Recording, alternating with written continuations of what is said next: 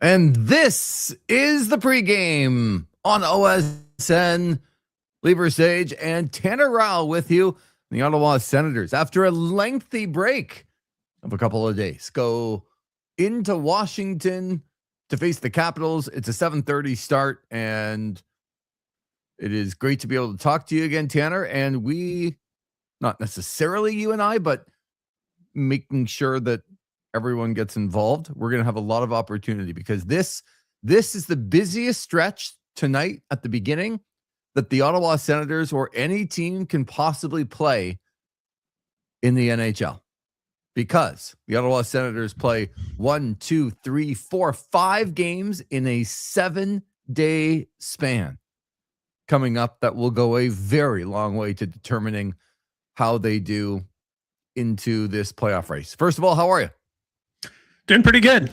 Got a bone to pick with you, but I think I'm going to save that for another program that we have, because I'm not sure if you and Zach are done talking about me on This Is Wrestling quite yet. I don't know. It's a bit of a long episode, but heard my name a whole lot on that show, but I think I'll save it for that audience. Otherwise, pretty good. I'm excited to talk Sens. Sometimes things get exaggerated for the purposes of entertainment, Tanner.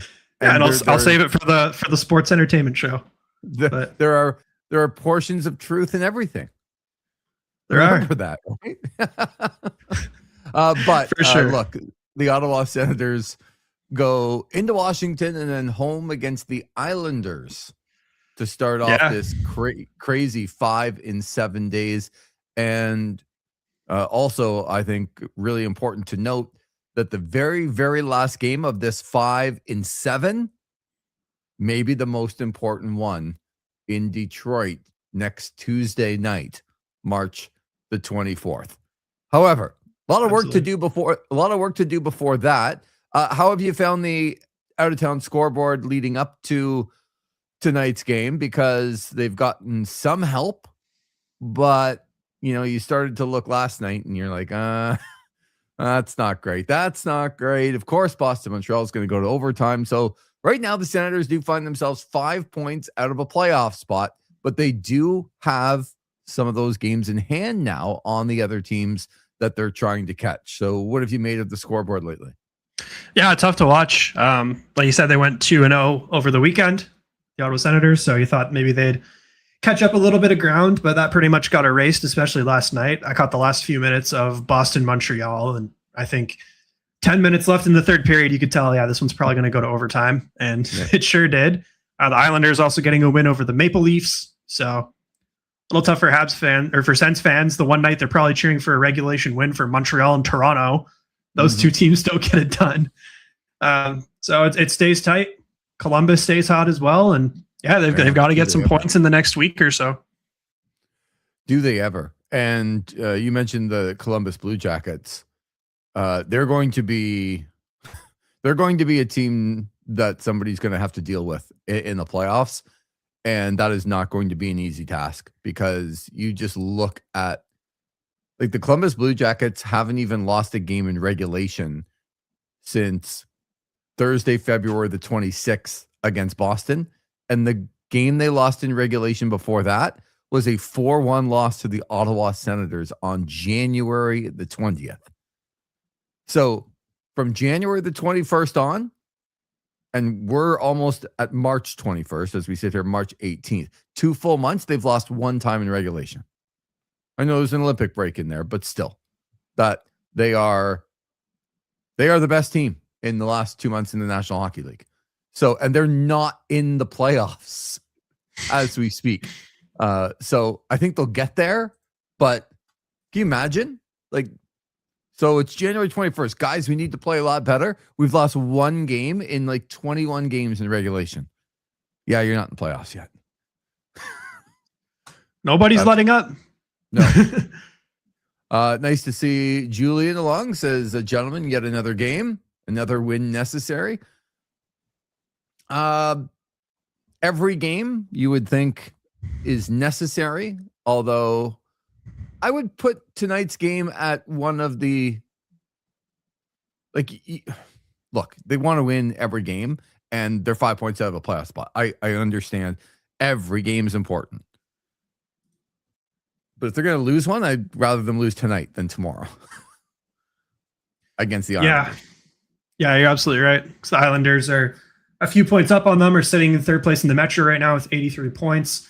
Senators 6 points back of them. Not that I would get them into a playoff spot immediately by beating them because the other division and all that. Bring back the 1v8, but also bring back the 3-2-1 point system. That helped the Senators out a lot. Yeah. But yeah, definitely tomorrow night against the Islanders is the one you're looking at. And then, like you mentioned off the top, that Detroit game on Tuesday night is as must win gets. And it's quite the stretch for the Red Wings because they've also got the Canadians and the Blue Jackets in the next week.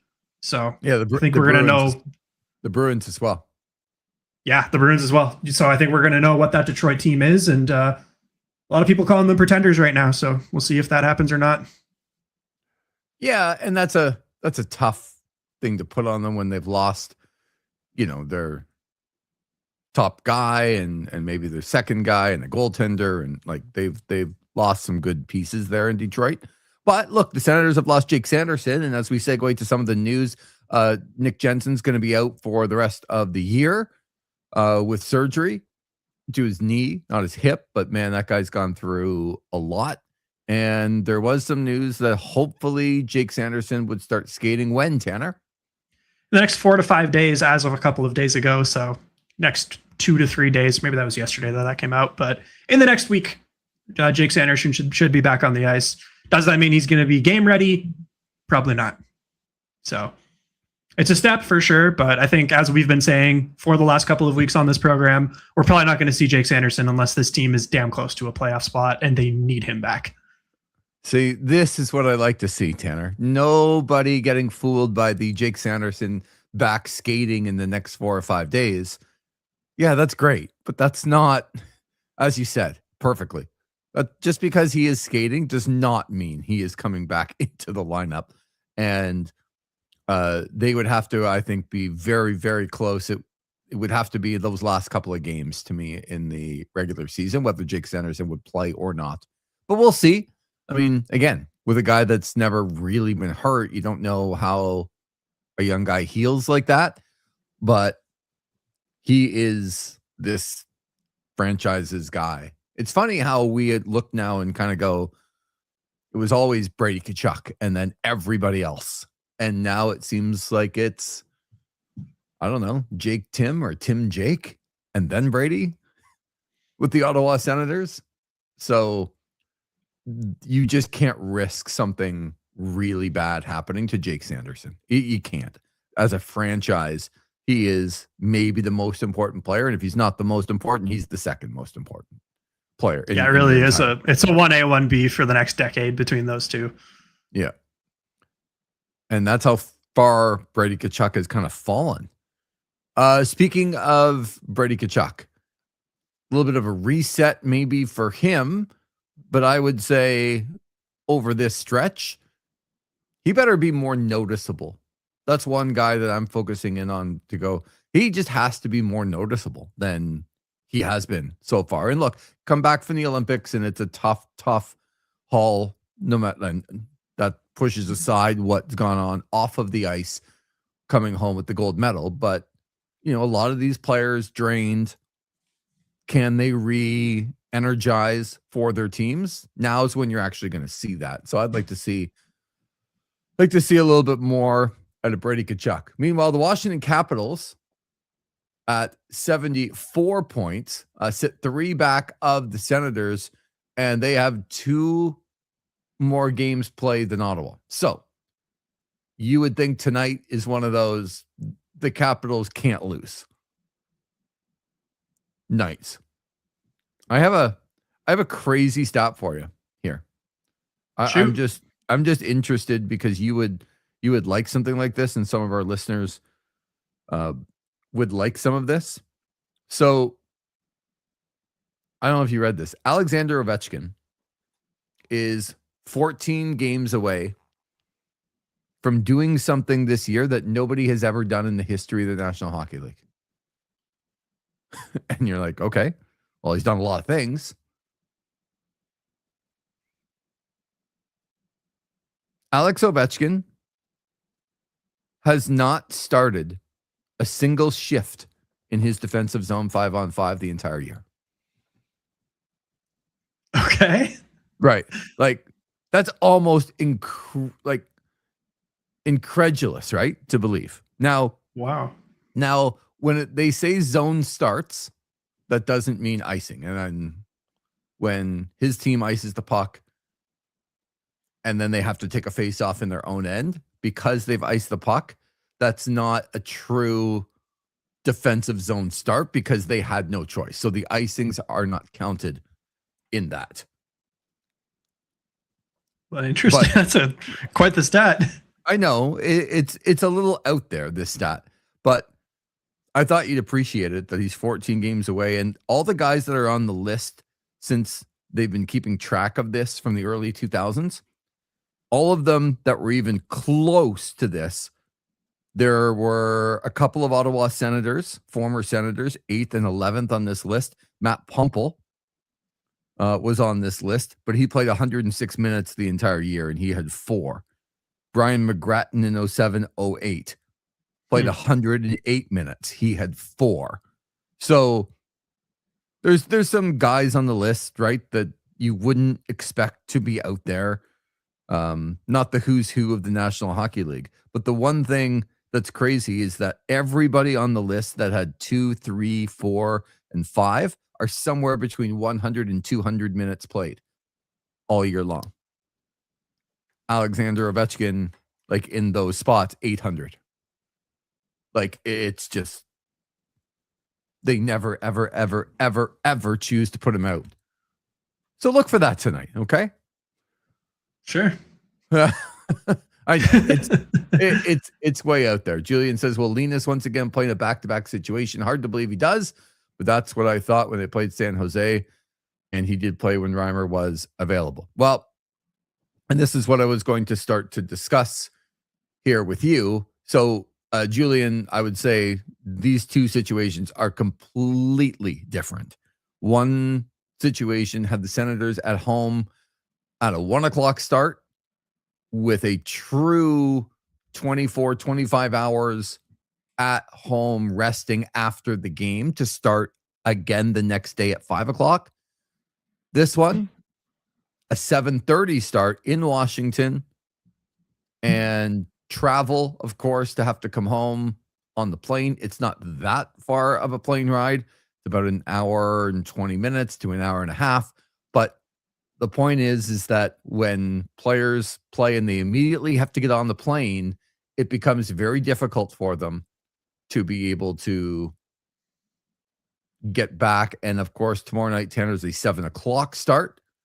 And that just doesn't give Linus Ullmark really any time.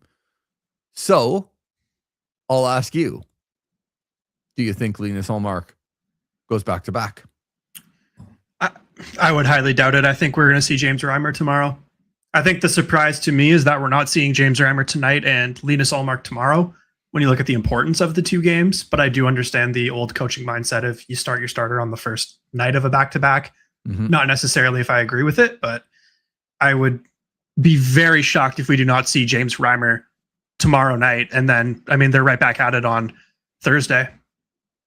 Or not Thursday, on Saturday against the Leafs. You got to think they would want Linus Ullmark for that one. So, well, everything tells me. So let's start with tonight. I am a little bit surprised that they're going with Ullmark tonight. What I think they're doing, though, is I really, truly believe that they are playing Ullmark tonight and seeing how it goes. And I hate to say the one day at a time thing, but what if they play tonight and Linus Ullmark, you know, it's a 4-0 Senators win and Linus Ullmark has 13 shots against and is not tested? I think there's a better chance that Ullmark goes back in tomorrow against the Islanders at that point. You leave the door open for the possibility of that happening. And then you say, James Reimer, go beat the Toronto Maple Leafs. And if he can do that, former team, it gives Ullmark in this stretch of 5 games in 7 days. He would then go from Thursday night to Monday night without playing and a little bit of a recharge to maybe go back-to-back again on Monday, Tuesday. Remember, one guy's your $8.25 million goaltender, and one guy was eating Doritos on the couch 2 months ago. And I just don't, whatever was happening with Linus Ullmark while he was away for the team for 3 to 4 weeks from Christmas through the month of January, we know that he was resting up physically at that point as well, right? Plus the Olympic break as well, yeah. Plus the Olympic break. He just hasn't played all that much. And these games are too important. Like, I find it really hard to believe that you go into a game against the New York Islanders, who are going to need every point. You need to bring the Islanders back to the pack, that you're going to start James Reimer in a hockey game. And if you do, that means Ullmark goes Saturday, and it probably means that you can't go back-to-back with Ullmark Monday, Tuesday. But I do think the Rangers game would be another one where I'd look at maybe putting James Reimer in based around that team. Yeah, I get what you're saying. I buy it too. Yeah. So all I'm saying is that there's a possibility that James Reimer is going to play twice in the next 5 games if you do this. And I'm just not sure that playing James Reimer that much when you have your guy that needs to be in there and stopping pucks, it's not ideal for sure to have him play back-to-back. But I don't know. I would prefer that Linus Ullmark plays 4 of these 5 games, which means he would have to go back-to-back at one point. One of the 2 situations, he would have to go back-to-back. And maybe you rest him up for that Detroit game after the New York Rangers. But, man, I just don't know about going to James Reimer twice. Yeah, and I think if you pick out any team on the list that they're facing in the next 7 days, I think the Detroit one is the big one that you would want Ullmark for, and I think the Rangers are the easiest matchup to put James Reimer in, even though Igor has stolen them a couple of games in the last week or so. Yep. Seems like the Rangers always start to play a little bit better once they're out of it, but even Lafreniere playing better too, right? True. But still, I think if there's one of those teams that you're kind of looking down on as the easier opponent, it would be the Rangers. And with it being the night before the Red Wings game, which is your biggest game in the next week, you want Ullmark fresh for that one. So, yeah, if you're only playing Reimer in one, I think it would be New York. I totally agree with that. So, can you get through the next little bit without playing James Reimer? Well, I guess we're going to find out. I think they're going to play Ullmark tonight to leave the door open to see what can happen tomorrow. Like, let's just not decide and go out there and play and fly back to Ottawa and get up in the morning and see how Linus Ullmark is feeling. I don't know why Ottawa would close the door on that situation before you ever even have a chance. You don't have a 1A and 1B here. No. So that's difficult. How have you looked at their defense core? Thomas Chabot's played a lot. Jordan Spence has played more. Dennis Gilbert has been, for the most part, unnoticeable for me, which is a good thing. But you also have to, that's another area where I look and go, can Dennis Gilbert's not playing 5 times in 7 days in the National Hockey League, is he?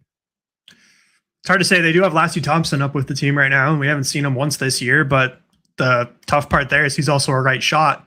So are you moving Matin Paolo to his offside again, where he has played a little bit this season? But, how much of an upgrade is Lassie Thompson over Dennis Gilbert really in a game? I think Chabot has elevated his game. I think it started really rough when he started taking more of these elevated minutes from Jake Sanderson, especially looking at, I think that Montreal game was not Chabot's best night. But I think it has been a little bit more by committee, especially also with Jensen now down. Mm-hmm. I think Artem Zub has elevated his game in a big way. Noticing him chipping in a little bit more offensively. Seems like every time Sanderson goes down, all of a sudden Zub decides hey, I'm going to be an offensive defenseman now. But the guy I really noticed over the weekend, and to a degree, his pair, Tyler Clevin, I think played well as well. But the one I noticed the most, I think, was Jordan Spence. I think he had a really nice weekend, contributing offensively, playing an elevated role. I think probably the Ducks game was his best game as an Ottawa Senator. And I mean, that's what you need right now. It's got to be by committee. It can't just be one guy, because there's nobody on that back end with even a fraction of the talent that Jake Sanderson has. And if it can be by committee, then I think they have the best chance at success. I would agree. So back to your Lassie Thompson. Is he an upgrade over Dennis Gilbert? No. However, he has played in the NHL before. And again, this isn't a Lassie Thompson is better than Dennis Gilbert conversation.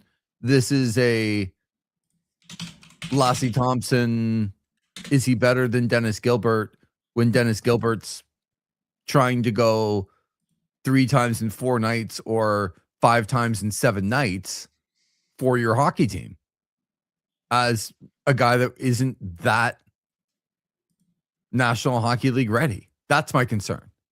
I'll come back to you with that. Dennis Gilbert has about 100 games more NHL experience than Lassie Thompson. Yeah.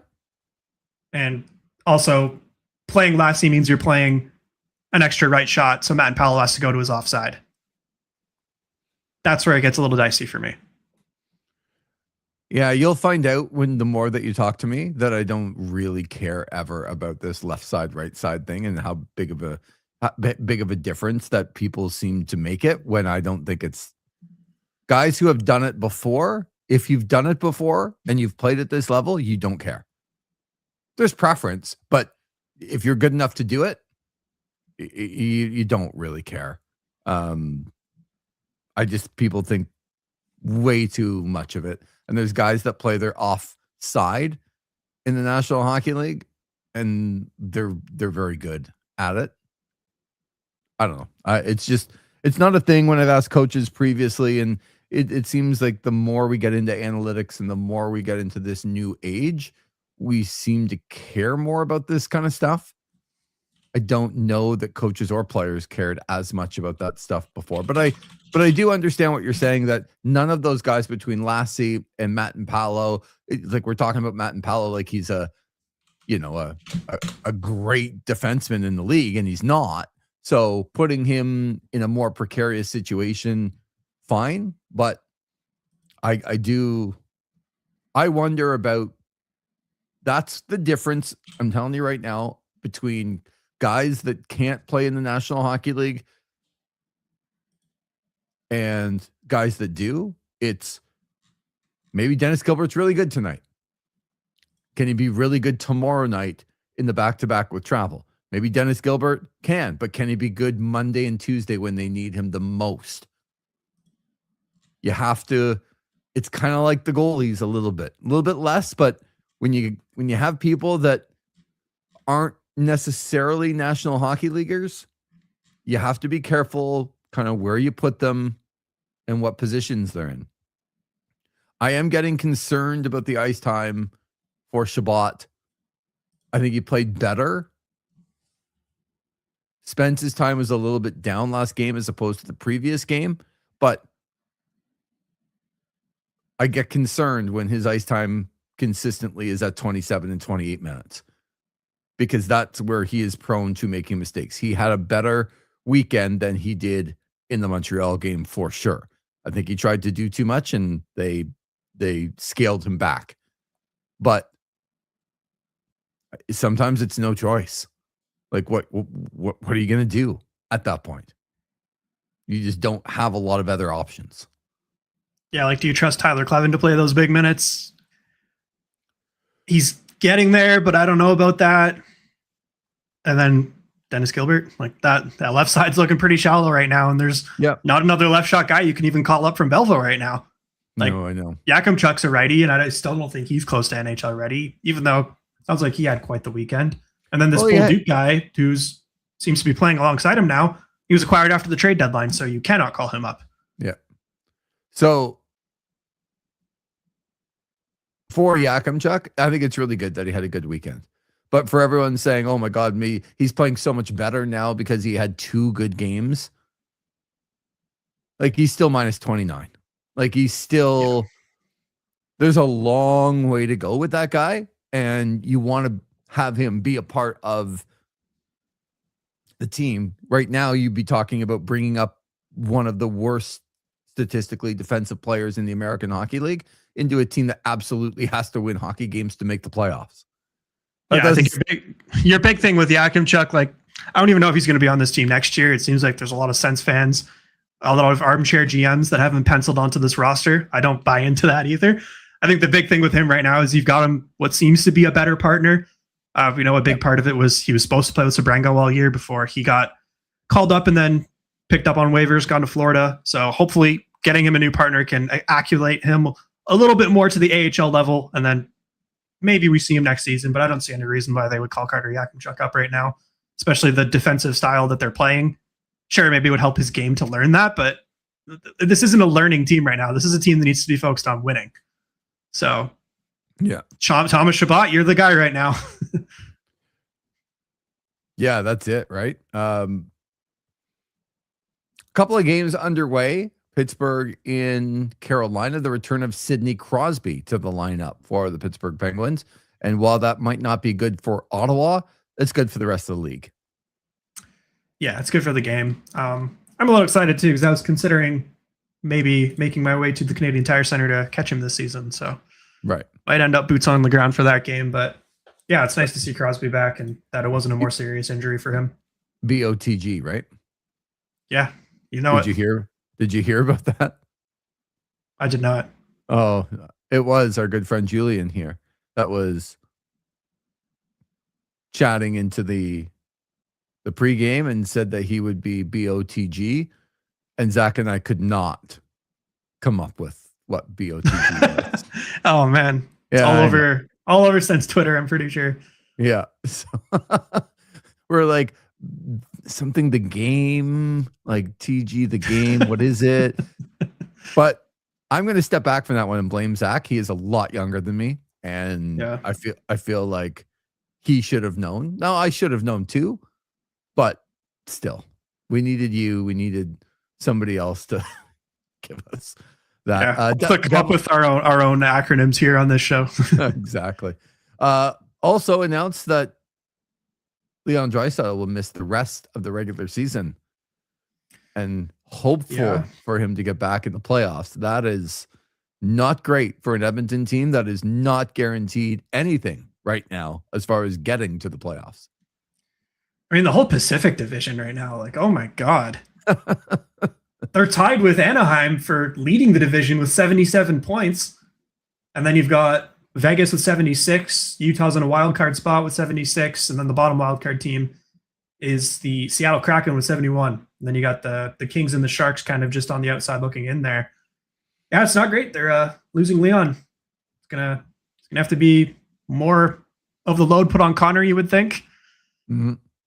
And I'm sure he can take it, but Connor can't do it all by himself. So I think they're still going to make it, but maybe we see the Oilers falling down into that wild card spot. But it doesn't look like anyone in the Pacific wants to make the playoffs. So exactly, who knows? They're all trying not to. But Sidney Crosby coming back, but Leon Draisaitl not going to be now there for the rest of the year.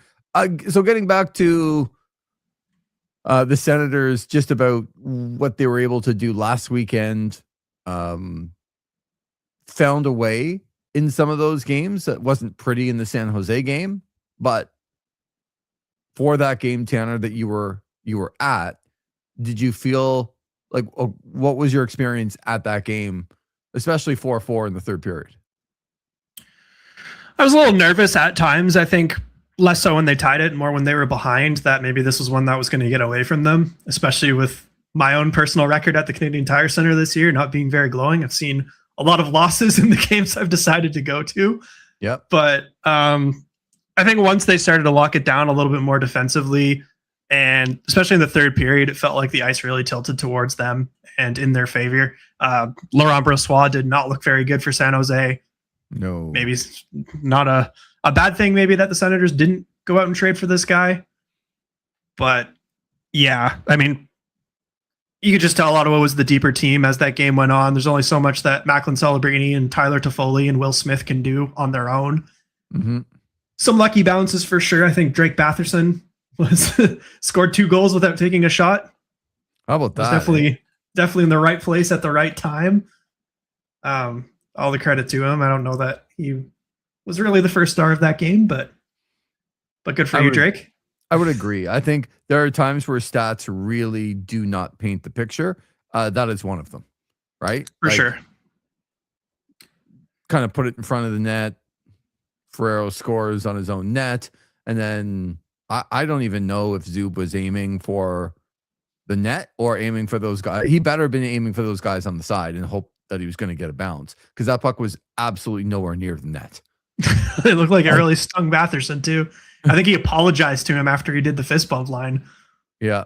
But I think Drake will be happy about that. So I think you take him, right? Like, for sure. You take those. But I think it's quite telling when the Senators have 2 wins and they scored 9 goals on the weekend. Tim Stützle doesn't have a single point in either of those games. Yep. So nice to see some depth scoring. Whether or not the goals were pretty or not, whether or not the goalies were playing great, still some depth scoring. I think they're able to roll 4 lines right now, which I think is great up front, because while the defense is a little bit more shallow, it seems like that forward core is pretty deep. Pretty deep and really confident in how they play. Like every single game, they go stretches of time, 5, 6, 7, sometimes more than that, without giving the opponent a shot on goal. It's crazy. And they do it every single game. And I was talking about stats, not lying. I mean, everyone's now, like, I got up today and everybody wants to talk about how great Linus Ullmark has been. 7-1-2 in his last 10, a 2.40 goals against with a shutout. And yeah, it's impressive, right? Still, he doesn't have a save percentage over 900, even when he's 7-1-2, which I think tells you something. But man, that it's just, I don't watch him play right now and think of, yes, he is really on his game. Like, I don't watch him and go, yeah, that's a goaltender that's just showing a lot of confidence. In that San Jose game, I mean, Brossoit being in goal and not having played for 2 years, he looked like it. And the Sens were 4-4. And all they had to do was shoot the puck on the net. Like Zetterlund's goal, not great. Warren Fogel's goal stunk. Like, it was a terrible angle. No, good. He shot the puck. That's awesome. But what I don't love after the game is like, well, great to see Warren Fogel's getting going. I'm like, what do you mean he's getting going? Like, he shot the puck from the corner and it went in and now he's going? Same with Zetterlund. Like, shot the puck, never should have gone in, that one from the point. So, they've got fortunate, but that luck is going to run out. And it's going to run out a couple of times this week when Detroit plays their best goaltender and the Islanders play their best goaltender. And like, you're not going to get backup after guy that hasn't played in 2 years anymore. And you have to take advantage of those things, and they have, and that's great. But it's going to get more difficult as this goes along. And man, for this, I just don't want to underestimate tonight how important this game is for Washington. If you think the Senators, not you, but everyone listening, if you think the Senators are in that, boy, they absolutely have to win mode, the Capitals are that and more. Now, absolutely. I can sit here and go, I don't think Washington's going to make it, but that can't be what the Capitals think right now. Oh, you think it's what Alex Ovechkin's saying and what very well could possibly be his last NHL season? Yeah. Especially after seeing the John Carlson trade last week. And seems like they've already got another dynamic defenseman ready to make his debut tonight, but still he's got to see the writing on the wall a little bit there, but still good luck telling that to Ovechkin. Yeah, exactly. Let's talk about the debut tonight.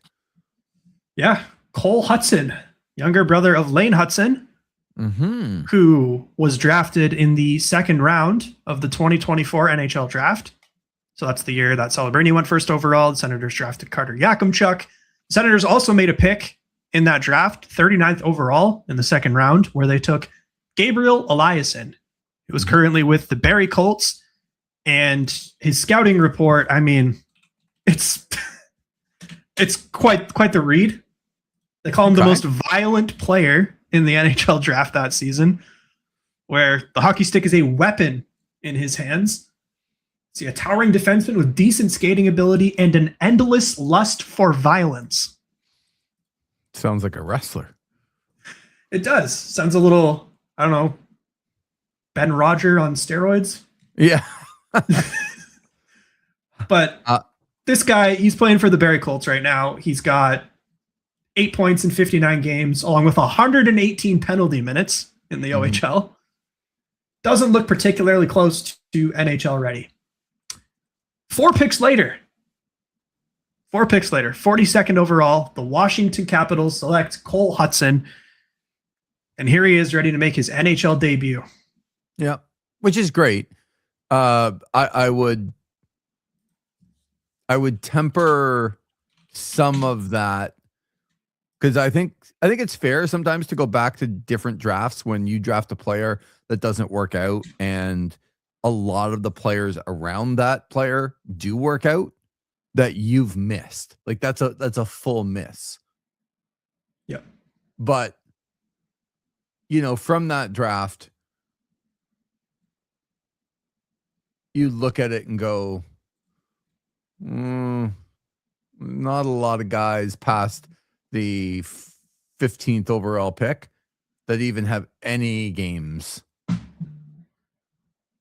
in, like, there's nobody past the 15th other than Matvei Greedon for Calgary.